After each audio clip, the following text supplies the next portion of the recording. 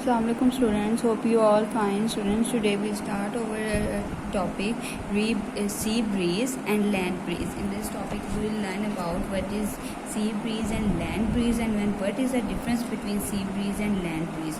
During the day the land gets warmer faster than the water.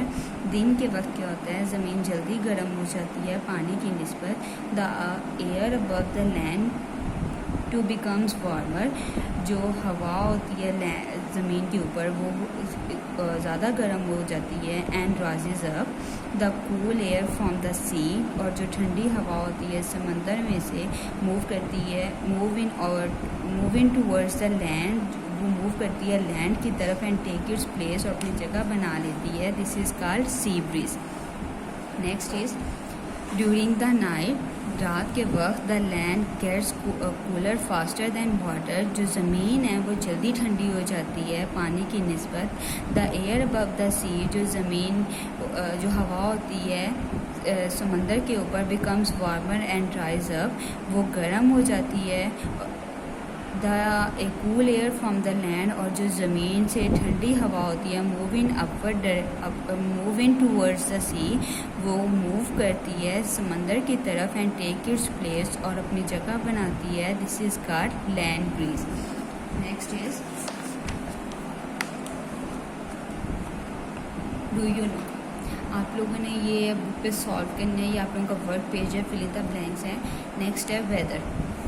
Weather is the state of atmosphere of a place at a particular time in relation to heat, cloudiness, dryness, sunshine, wind and rain. Weather जो है, मौसम जो है, वो उस हालत को कहते हैं एटमॉस्फेयर की जो कि जगह बनाता है, टेक प्लेस जगह लेता है या बनाता है पार्टिकुलर टाइम, मखसूस टाइम में relation to heat, cloudiness, dryness, sunshine, wind and rain.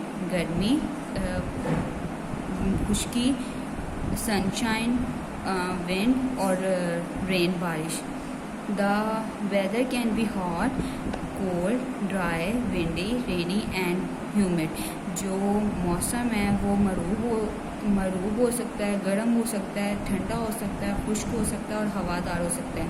Sun causes change in weather. As you have already seen the heat of the sun causes the wind to blow. जिस तरह कि हम लोग पहले देख चुके हैं या पहले पढ़ चुके हैं, जो सूरज की गर्मी है उसकी वजह से क्या होता है, हवा चलती है. The heat of the sun also cause water to change its state. और इस सूरज की गर्मी की वजह से ही क्या होता है कि पानी अपनी स्टेट चेंज करती है. The water on earth evaporates and form clouds causing rain, storm, snow etcetera. जो पानी है वो ज़मीन से इवेपोरेट हो जाता है, खारिज होता है, जिसकी वजह से क्लाउड्स बनते हैं. और क्लाउड्स की वजह से होता है, बादलों की वजह से बारिश होती है.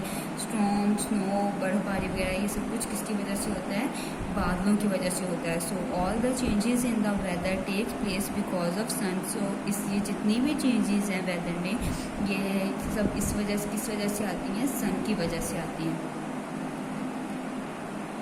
Weather and crops. Weather should be suitable for proper growth of crops. जो वेदर है वो बहुत एक इम्पॉर्टेंट रोल प्ले करता है किस चीज़ में, ताकि जो क्रॉप्स हैं उनकी प्रॉपर ग्रोथ हो सके. Sudden changes in weather damage the crops. अगर अचानक से जो चेंजेस आती हैं वेदर में, उससे क्या होता है, फसलों को बहुत नुकसान होता है. Lake of rain and long hot and dry periods destroy the crops. बारिश की कमी या बहुत ज़्यादा गर्मी, बहुत लंबे अरसे के लिए रहना या बहुत खुश्क मौसम रहना क्या होता है, फसलों को डिस्ट्रॉय कर देता है, तबाह कर देता है. If there is a storm, अगर आंधी वगैरह आ जाती है तो क्या होता है, द फ्रूट्स फॉल ऑफ. तो जो होते हैं फ्रूट्स, फल जो होते हैं वो गिर जाते हैं. Hello stone damage the blossoms, fruit, years of grain. So a suitable weather is very necessary for the growth and the development of the crops. ये जो ओले वगैरह पड़ते हैं, बर्फबारी वगैरह होती है, ये फ्रूट्स के लिए बहुत नुकसानदेह होती है, ग्रेन्स वगैरह के लिए बहुत नुकसानदेह होती है. इसी वजह से क्या होता है, एक सूटेबल वेदर चाहिए होता है क्रॉप को ग्रो करने के लिए अगर इसको सूटेबल वेदर मिलेगा, सारा उसके कंडीशंस फुलफ़िल होंगी, तो क्या होगा, किसी भी क्रॉप का, किसी भी फसल की प्रॉपर ग्रोथ हो सकेगी, प्रॉपर पैदावार हो सकेगी। ये था आज का हमारा टॉपिक। आप लोगों ने जितनी भी लाइंस अंडरलाइन की हुई थी उनमें से क्रिएटिव क्वेश्चंस बना के आप लोगों ने कॉपी पे लिखने हैं और याद करने हैं। होप सो आप लोगों को समझ आ गई होगी। अपना बहुत ख्याल रखिएगा। Thank you. अल्लाह हाफ़िज़।